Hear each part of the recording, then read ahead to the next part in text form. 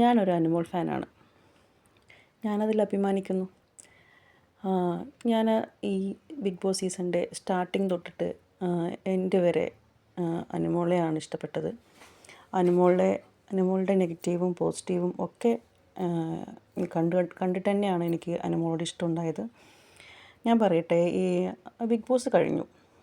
അനുമോൾ ജനങ്ങളാൽ തന്നെയാണ് അനുമോൾ തിരഞ്ഞെടുക്കപ്പെട്ടതും ജനങ്ങൾ വോട്ട് ചെയ്തുകൊണ്ടാണ് അനുമോൾ ജയിച്ചത്. അല്ലാതെ ഈ PR കൊണ്ടൊന്നും ഒരാൾക്ക് ജയിക്കാൻ പറ്റില്ല. കാരണം അനുമോൾ അവിടെ പോയിട്ട് ഫസ്റ്റ് ഡേ തൊട്ട് ലാസ്റ്റ് ഡേ വരെ കണ്ടൻറ്റ് കൊടുത്ത ഒരാളാണ്.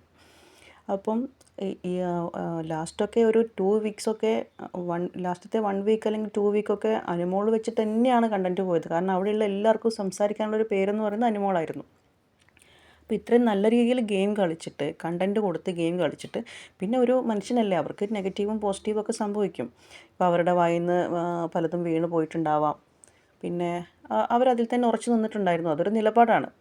നമ്മളൊരു കാര്യം പറഞ്ഞിട്ട് അതിൽ തന്നെ നമ്മൾ ഉറച്ചു നിൽക്കുന്നുണ്ടെങ്കിൽ അതൊരു നിലപാടാണ്. അപ്പോൾ ഒരു ഉറച്ച നിലപാടോടുകൂടി തന്നെയാണ് അനുമോൾ മുന്നോട്ട് പോയിട്ടുള്ളത്. അപ്പം നമുക്കതിലൊരു ഇത് പറയാനില്ല. പിന്നെ പുറത്തിറങ്ങിയിട്ടാണെങ്കിലും അനുമോൾ ഒരാളെ പറ്റിയോ മോശമായിട്ടൊരു വാക്ക് എവിടെയും പറഞ്ഞിട്ടില്ല. ഇപ്പോൾ തന്നെ പുറത്തിറങ്ങിയ ഒരുപാട് പേര് പരസ്പരം ചെളിവാരി എറിയുന്നുണ്ട്. ഈ ചെളിവാരുമ്പോൾ അത് അവരവരുടെ ദേഹത്ത് തന്നെയാണ് വന്ന് വീഴുന്നത്. അല്ലാതെ അനുമോൾക്കൊന്നും സംഭവിക്കാനില്ല. അനുമോളുടേതായ രീതിയിൽ അനുമോളുടെ ഇനാഗ്രേഷനും അതുപോലെ ഷൂട്ടിങ്ങും കാര്യങ്ങളായിട്ട് അനുമോൾ മുന്നോട്ട് പോകുന്നുണ്ട്. അനുമോളുടെ ഏറ്റവും വലിയൊരു ആഗ്രഹമാണ് അനുമോൾക്ക് സിനിമയിൽ അഭിനയിക്കണം എന്നുള്ളത്. അതും അനുമോൾ അപ്പോൾ തന്നെ പറയുന്നുണ്ട്, ഒരു നായികയായിട്ട് എനിക്ക് അഭിനയിക്കണം എന്നില്ല, ഒരു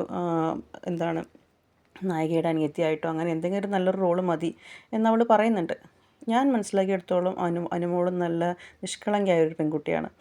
ഇപ്പോൾ എല്ലാവരും പറയുന്നുണ്ട്, ഞാൻ ചോദിക്കട്ടെ, ഇന്നത്തെ കാലത്ത് 30 വയസ്സെന്ന് പറയുന്ന ഒരു വലിയ ഏജൊന്നും അല്ല.